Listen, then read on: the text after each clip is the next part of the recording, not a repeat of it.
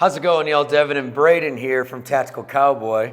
We constantly get questions about battle belt setups, right? What do I get in my battle belt? I'm going to come to your class. What should I get? I want to look cool. I want to follow rule number one. What do I do, right? So we've got a bunch of our belts that we've been running for quite some time. I've got two right here, and Braden's got his. And we're going to run you through everything we have on them. We are not going to go over holsters. That'll be in a separate video because I think it's a pretty interesting topic that needs a lot of discussion on itself. But we're going to go over the belts today. So what do you got before we get started, Braden? Yeah, just as you're going through, you'll notice that all of our belts are completely different. None of our belts are the same. We all have figured out things that work for us, that don't work for us, our body types, what we like, what we don't like. So don't by any means take this video and be like, I need to set my belt up exactly like that, because it's going to change. Whatever you're using these belts for and whatever you end up liking, what works for you is going to be a little bit different than what works for us. So keep that in mind as you watch the video. That's true. That's true. Don't be a follower. Be your own person, right? All right, so let's start with the belts we're running right now because they're decently similar. So this is the GBRS battle belt. I can't remember the exact make and model. Like what do they call it? I wish I remembered exactly what it was called. Yeah. So they were kind enough to send this out to us. Cole, thank you so much. I appreciate it. We've had this now for how long? Like 6 months at least? Yeah, at least. Yes, it's been a little bit now. We've had this for a very long time. This is their belt with all their pouches on it. First impressions were it was super rigid, super awesome. This is my first time having one of these belts that has the inner pile and then the hook right here on the belt you actually wear on your person. That connection was pretty cool for me. Yes, so very, very rigid. On the belt itself, I would say it's been extremely durable. Y'all know we get out and train all the time, and I've worn this in snow, in nasty, dusty training sessions we had with the sheriff's department out here. And I really, really like it a lot. So this belt, I would give it a 10 out of 10. Just the belt itself, I'd say a 10 out of 10. So that's just the belt for me on this system. Braden has a belt that's similar but kind of customized. So you see this belt right here. So this one, unless you're stationed in Okinawa, you're probably not going to be getting this belt because it was a company in Okinawa when I was stationed over there that actually made these belts, and you could get them all customized and get whatever you wanted on it. But it's pretty much exactly the same thing.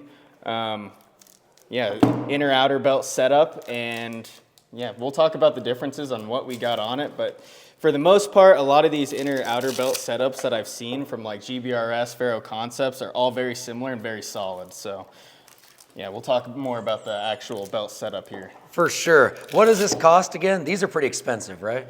The inner outer setups? Yeah. I think they're between $100 and $200. Generally that's what you're going to be looking for a solid belt. Around that price range. Anything cheaper is probably a piece of junk, not going to lie. Yeah, whenever we advise people at the range and all that kind of stuff, what pistols should I get, all this kind of things. There's so many good makes and models out there for pistols and rifles, but honestly, a price point is one of the best ways I give advice. I'm like, hey man, if it's less than $500-600, it's probably crap. Yeah. So for the rifle, I usually say less than $1,000, you're getting risky. So for a belt setup, just the belt itself, if you're under $100, it's probably not that great. So inner belts that are in this configuration, I like a lot because they stay super rigid and on your body. So when you're going full sprint, the Velcro adhesion that it's got really stays secure, so it's not flopping around. I'd say that's the biggest benefit of it. The only downside I could find would be if I had to put this on without the inner belt, which I'll get into that consideration in a little bit. But imagine if I had to put this on in a pinch without this on me. Of course, it'd be flopping around. Would it flop more than the other option I'm going to show you? Maybe a little bit, because this has some stuff to stick to you a little bit. But that would be the only downside to this setup, I would say. Yeah, I would say that's going to be a downside, and then also if you want to loan it out to someone else, it's going to be adjusted for you, and that's how I'd recommend adjusting it, is for you. So it's going to fit your body type, and if you try to hand it off to someone, it's not going to be quite as easy as one of the belts that you can just throw on without the inner belt and be good to go. That's so true. That's so true. Yeah, you ain't going to trade these with anybody. No. It's perfectly set up for you. All right, and they both have the Cobra buckle system. Yep. 100% recommend this system. Honestly, if you find something that doesn't have the Cobra buckle system, it's probably trash. Yeah. Unless it's something that's crazy awesome and way better, probably way more expensive too. So if you're going to get a belt, highly recommend getting one with this Cobra buckle system, and you guys will see the B-roll and all that. All right, so let's actually talk about what's on this damn thing. So these are all the pouches from GBRS that Cole was nice enough to send out. And Braden's got pretty much all the same pouches on his too. So we've got the pistol pouches, the double mag pouch. Is yours the double mag as well? Yeah, so mine's also the double mag right here. One thing you'll notice with my pistol pouches is I actually have the retention right here all taped up. So I have some like rubberized tape that is very like sticky. So this really helps to keep my magazines from slipping off, or the retention from slipping off of the magazines as I'm running around, which when this came plain, I actually noticed that running the SIG P320 mags, the 21 rounders, when I had this up and the retention on, it would actually slide off, rub around because it's slippery, and slide off. So I ended up adding some tape, and I haven't had any problems since. It stays on perfectly fine now. That's the only consideration with that. I know you haven't had any issues, and you don't run any retention whatsoever. So. Yeah, so all the GBRS pouches came with the retention system, but they didn't come with it on it, which I thought was pretty cool. So it gives you the option. For me, I run Glock mags and P mags for the rifle, so they're plastic. Then the plastic, when it interacts with this material right here, it sticks really, really well. And they've got a nice little system set up where it's got some tension. So as you put the mag in there, it actually grabs on.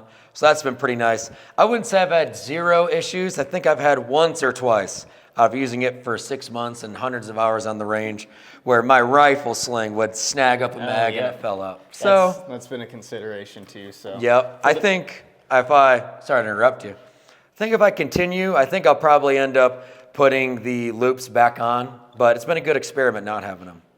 Yeah, so if you end up running the metal mags, it could be a consideration to add some sort of like rubberized tape and then electrical tape or something like that, just to add something to stick to the mag and actually keep it there so the mags aren't just sliding straight out.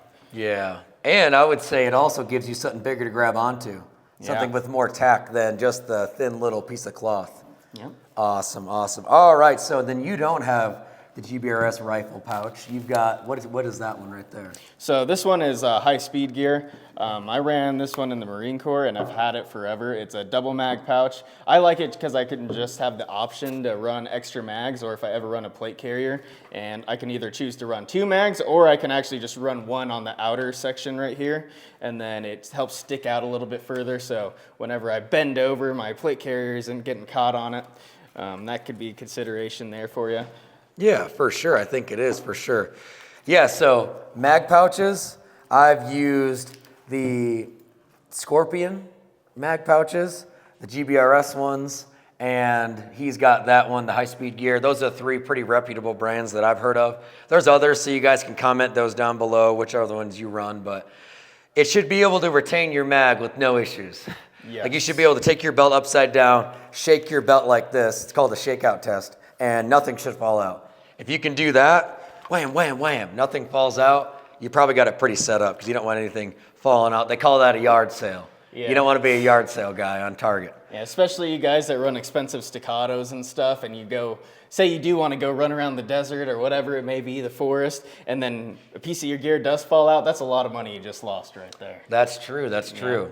All right, so next, notice how we both have 2 pistol and 1 rifle pouch. I guess his is a double rifle pouch, but the same thing. Why do we do that? This is pretty much the standard, guys. So if you're coming to our classes, if you're going to do any other training, or all the professionals I've worked with, this is the minimum standard. 2 pistol, 1 rifle mag pouch. Why not 2 rifle mag pouches, minimum?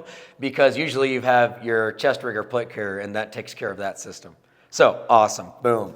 Now, it's kind of funny, we have the same order, right? I wonder why. Maybe it's because it works. Yeah. Boom, we've also got a couple knives behind the rifle mag pouch. So a knife I wouldn't say is 100% required for your belt setup, but it's always a good thing to have. 99% of the time you're just going to use it as a tool, but it's a pretty handy tool. So what we've got, and we'll do some B-roll so you can see this real nice and tight. Dang, I'm beating the hell out of this thing. I have from one of my ranger buddies who I was in with, Bad Mother Blades. He actually made this and sent this to me. Pretty cool little knife, super, super durable. If you could see it, we'll do some up close. I have beaten the heck out of it. I've had it for like 6 to 12 months. And he made this sheath, and then Braden ended up actually 550 cording the sheath to the belt. So it didn't come with a way to attach it. He just did it this way, and it's been pretty awesome. It's been pretty awesome. And then we've also got another blade, the Tactical Cowboy blade from Trained Monkey Blade Co. He's out in Price, Utah. Braden is running his blade on your belt, so go ahead. Yeah, this thing has been awesome. It's extremely, extremely durable. So he actually did a thicker blade contour, if I'm correct. And so this thing does not dull nearly as quick as, say, some of your razor sharp blades. So don't expect to get it and it to stay like extremely razor sharp, like cut of paper, but it is going to stay sharp, and it's going to stay sharp for a very long time, and you're going to be able to abuse this thing. Didn't you actually test this on an ammo can when you first got it? Yeah, so Andrew over at Trained Monkey was like, hey man, trust me, you could slam this thing through an ammo can. So we did it, and it totally worked, and it stayed sharp. So that's actually what we did for both these blades. We requested they were the thicker material. I'm not a blade expert, so I don't know the keywords. But something stronger that would still be sharp, but I would opt for that over something that's extremely sharp but a little less durable. Because honestly, I don't cut that much with my blade. It's honestly a tool. Yeah. That could also save your life. All right, so if we keep rotating around the belts, looks like you've got... I actually have one more mag pouch, and I kind of use this one for just random stuff. I'll put markers in here. I'll put extra magazines. So say we're doing a pistol day where we're just running tons and tons of pistol all day long. It just allows me to carry one extra magazine right there. So that can be useful. You can put a flashlight in there if you wanted. So I just have that as an option. Awesome, awesome. Hell yeah, sweet. So as we rotate around mine, I now have, and we're both going to be getting to our med pouches. These are the GBRS med pouches. These are pretty solid. I think they have done great. Now, we haven't done extremely intensive medical training with them, but all you got to do is break the clip and open up the pouch. It's fairly simple. One thing I like about it is you can actually put a lot of stuff in here. Like I've got a basic IFAK plus some inside of this pouch, and it's got the little slot for the tourniquet on top. So that's kind of nice, easy way to stow an extra tourniquet on your kit. If you want another one, also do one to your belt if that suits your needs and all that kind of stuff. But at first I wasn't sure about the clip. I was like, is that a good idea? But it's been pretty solid. What do you think? Yeah, so these pouches have been awesome, and I actually took it one step further, and I use this for all of my batteries. So all my extra batteries are in here, and I'll just keep them like AAAs, AAs, 1, 2, 3s, whatever I need. I can just keep it in the back, and I can pull it out with one hand if I need to, say my headset's dying or whatever it may be. It's nice to be able to store extra stuff in here because it's elastic, and then it secures really well. So, yep, it's nice. Yeah. You can keep a tourniquet on there, and then you can access it with both hands, and then keep other medical supplies in here. Super handy, super handy. Hell yeah. Yeah, I originally thought, man, is this tourniquet ever going to come out, get snagged on something? But it hasn't. It's been there for a long time. All right, as we go, now we're going to get into a couple little differences. So we actually both have the 7.62 GBRS pouch on our right side behind our holster. Now, why do we do that? Hey, maybe if we're running long guns, it's nice to have that pouch, but I use it as a utility pouch. So whatever I need, often I have a rangefinder in there, the SIG rangefinder, and then I have the lanyard sticking out just this far, so it's actually folded underneath the rangefinder. So if I need it, I can just yank on this and pull it out. Because I used to not do this, and then trying to get it out, I just couldn't get it. It was a huge pain in the ass. So I highly recommend, if you have the ability to have a rangefinder on you at all times. You guys know we like to shoot at distance all the time. And why not just have the capability to be able to range the target? Because if you don't know the range, we've seen 200 yards versus 250 yards could be a big difference in your dope, and you're going to miss the target for sure. Yes. It's always nice to have a rangefinder. And then he's got another tourniquet. Yeah, so I have the same 7.62 pouch right here, same thing as Devin was saying. And then I also have another tourniquet holder right here. This one's from Dynamic Fuzz. This just gives me another option for a tourniquet if I need it. And I also actually, because it's elastic, I keep a marker in here. So A, for the range, That's really nice, but also if you needed to mark tourniquets or mark anything else, you have that option of having a marker right there ready to go. And I haven't had any problems with that. And lastly, I just got this little piece of paracord, this loop of paracord right here with an S carabiner. And then I keep other supplies like gloves and stuff. And it's actually nice because it hangs low enough because of the loop to where I can actually wrap my leg strap around it and then keep it secure to my leg if I want to. So that's something that works for me. Awesome. Yeah, those are pretty cool from Dynamic Fuzz. I thought they were legit. Yeah. He's a cool dude. He does all these stuff. He makes them on his own. He does little pouches and patches to put on your headgear and stuff. So I'd look into him. And it's not very expensive. It's pretty cool stuff. No. Last thing I would hit on is the True North drop leg holster system that Cole was kind enough to send out when he sent the belt setups. So first time experiencing this setup, usually I would just run the Safariland stuff. Really, really good. Really, really good. Super rigid, made of some really hard metal. And yeah, I mean, easy to adjust the cant like we did when we first got them. Highly recommend it. And then it comes with their really thin strap. At first I was like, meh, I was used to the Trex, the thicker one that stretch. But this has been solid too. I haven't had any issues. Yeah. It's nice. You can, I mean, if you run a timer, you can hang your timer off of the leg strap too, which is super nice. So. I would say that's probably what it mostly gets used for. Yep. To be is honest. a shot timer. All right, and then for me, you have yours cut. That's how you've got the excess gone. So no, this one was actually just perfect for me. Oh yeah, because it was custom. Yeah, so we didn't cut this one yet because we weren't sure exactly how we wanted to run it. So we've just got the excess right here, just secured down, and it's been nice. I was kind of wondering, oh man, is that going to get in the way?